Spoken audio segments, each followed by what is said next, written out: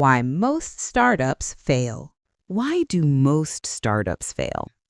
Not because founders are lazy, not because they lack ambition, not because the idea was weak. Most startups fail for a quieter reason. They build too much before learning what customers actually want. Founders spend months perfecting features, designing dashboards, writing long business plans, preparing for a big launch. But while they're building in isolation, the market moves on. Every year, millions of startups are born. Most don't crash loudly. They simply fade away unnoticed. Eric Ries begins the lean startup with a brutal truth. Success is not about having the perfect plan. It's about learning faster than everyone else. Traditional business advice tells us to plan everything in advance, predict the market, avoid mistakes, launch only when ready. But startups don't fail because they move too fast. They fail because they move blindly. The lean startup flips the script. Instead of building more, it says build less. Instead of guessing, it says test early. Instead of defending ideas, it says learn constantly. Because in a world of uncertainty, the fastest learner always wins. Not the smartest, not the richest, but the one who adapts first. What is a lean startup? A startup is not just a small business. It's not defined by size or funding or technology. Eric Ries gives a very different definition. A startup is any organization creating something new under conditions of extreme uncertainty. That means startups aren't just Silicon Valley tech companies.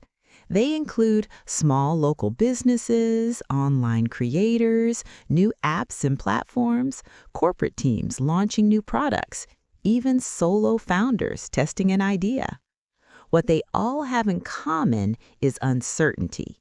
You don't know who your real customer is yet. You don't know which features actually matter. You don't know what people will pay for. And this is where most businesses fail. They treat guesses like facts. The lean startup is not motivation. It's not hustle culture. It's not blind optimism. It's a method, a disciplined way to replace assumptions with experiments, opinions with real data, and guesswork with validated learning. The goal is not just to build products, because anyone can build products. The real goal is to build a sustainable business before you run out of time, money, or energy. Lean thinking forces one uncomfortable question over and over again. Are we actually creating value for customers or just building what we think they want? That question alone has saved and destroyed thousands of startups. Vision versus execution. Every startup begins with a vision, an idea of something better, something missing, something that should exist. The vision is the dream. But Eric Ries warns us, vision without learning is fantasy, because believing in an idea doesn't make it true.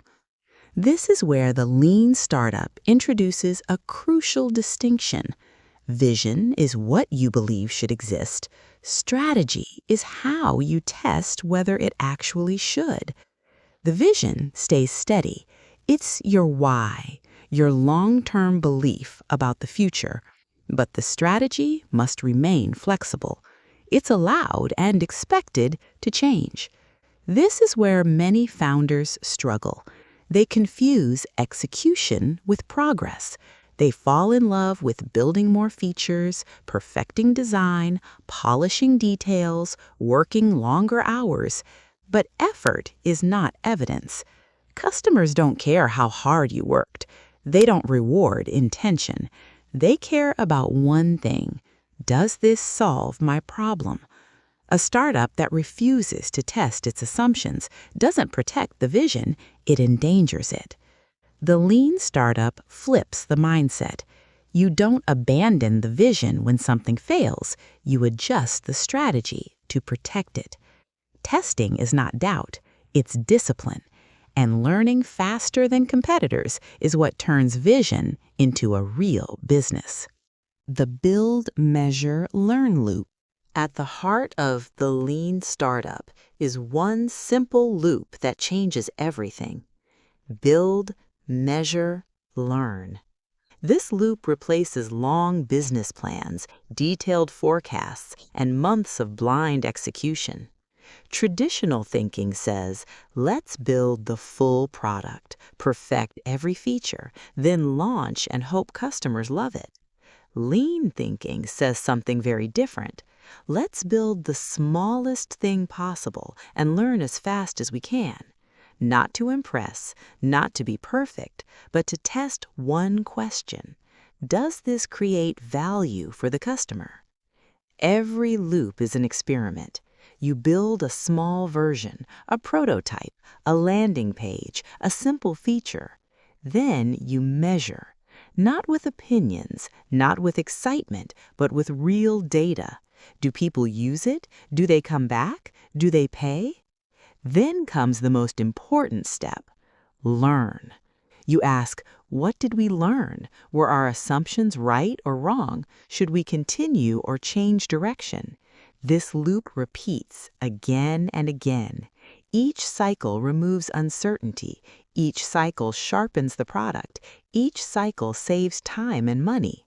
Startups that win are not the ones with the best ideas, they're the ones that learn the fastest. Not because they're smarter, but because they adapt. The minimum viable product, MVP. Most people misunderstand the idea of an MVP. They hear minimum and think cheap.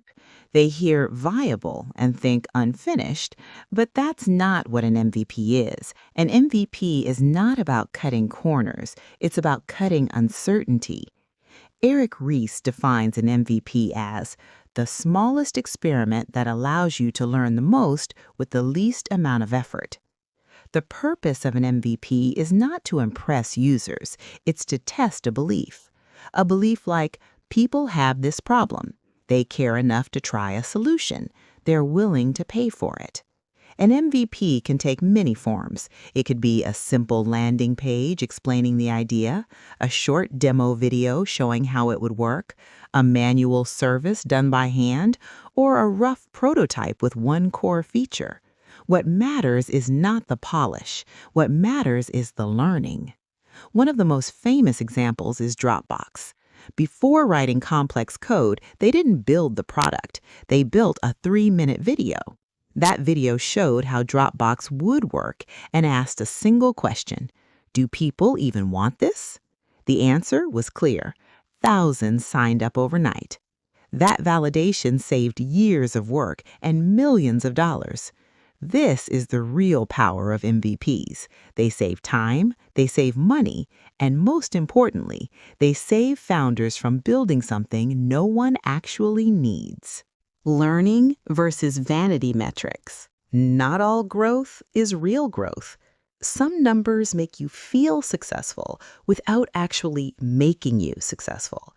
Eric Ries calls these vanity metrics. Numbers like total users, app downloads, page views. They look impressive on slides. They sound good in meetings, but they hide the truth. Vanity metrics don't answer the most important question. Are customers actually getting value? 1 million downloads mean nothing if people leave after one day. High traffic means nothing if no one converts.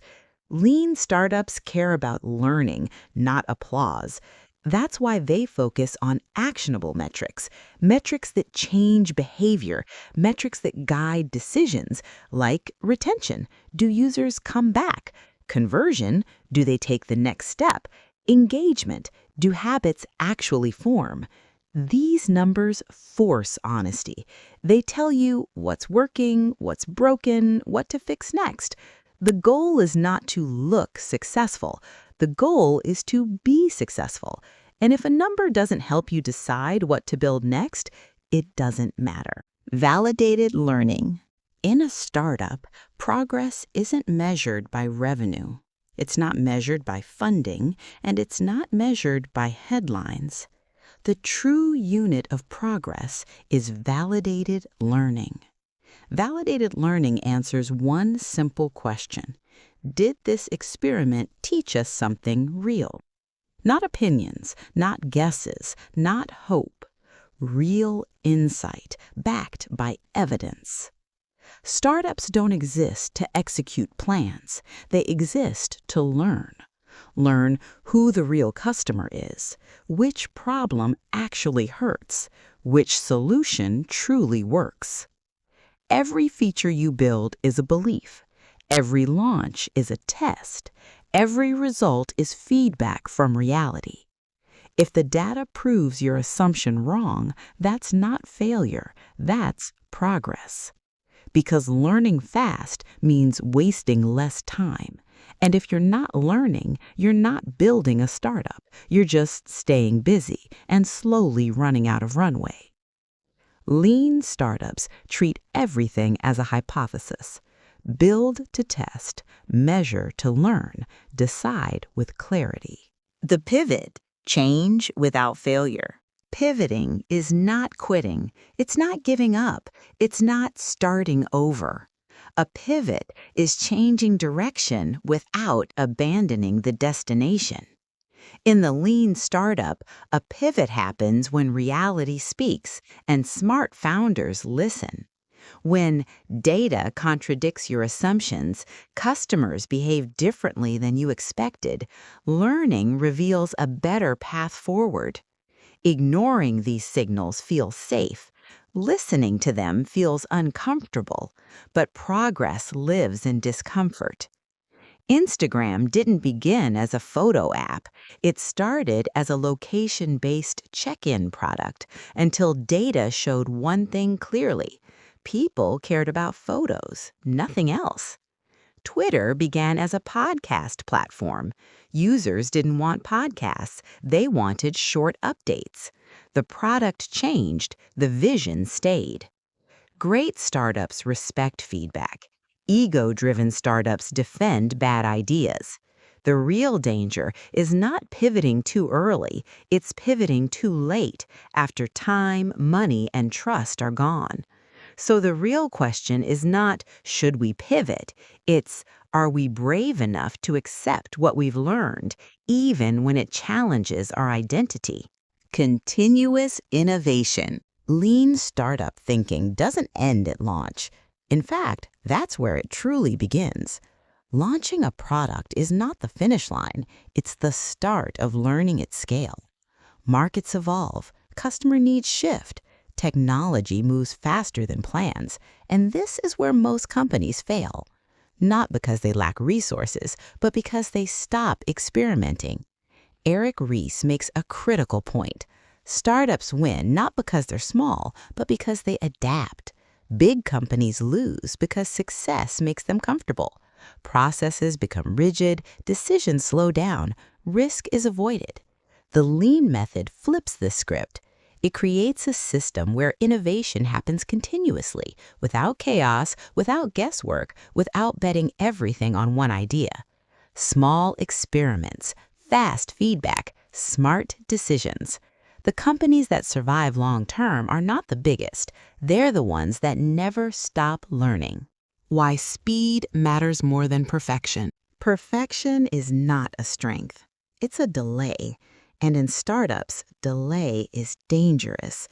Perfection feels responsible. It feels professional. But most of the time, it's just fear wearing a smart disguise. Fear of being wrong. Fear of judgment. Fear of failure. Lean startups choose speed, not recklessness, but intentional action. They don't rush blindly, they run experiments, because every delay keeps assumptions untested, and every experiment reduces uncertainty. Waiting to be perfect means betting everything on ideas you haven't proven, but moving fast means learning sooner, adjusting earlier, failing cheaply. In today's world, the advantage doesn't go to the smartest plan, it goes to the fastest learner. The real goal of the lean startup. The lean startup is not about cutting corners, it's about respecting reality. Reality doesn't care about how much effort you put in. It doesn't reward long plans or beautiful presentations. Reality only responds to learning. Customers don't behave the way we expect. Markets don't follow forecasts. Assumptions break. And that's not failure, that's feedback. Eric Ries teaches one mindset above all others. Curiosity beats certainty. The best founders don't pretend to know the answers. They admit uncertainty early and design systems to learn fast. Because pretending to be right is expensive, but being curious is powerful. Lean startups don't chase validation. They chase truth, and truth is what builds businesses that last. Final message and call to action. Most startups fail for one simple reason. They fall in love with their idea instead of falling in love with their customer. They assume, they guess, they build in isolation, and by the time they launch, reality disagrees. The lean startup teaches a smarter path. Test before you build, learn before you scale, adapt before it's too late. You don't need a perfect idea. You don't need flawless execution. You don't need certainty. You need humility. You need curiosity. You need a system that turns feedback into progress. Because businesses don't fail from lack of effort, they fail from lack of learning. Double tap to subscribe to Insight Beam for calm, timeless ideas that simplify business, sharpen thinking, and help you build smarter, not harder. Because the future doesn't reward perfection, it rewards those who learn the fastest.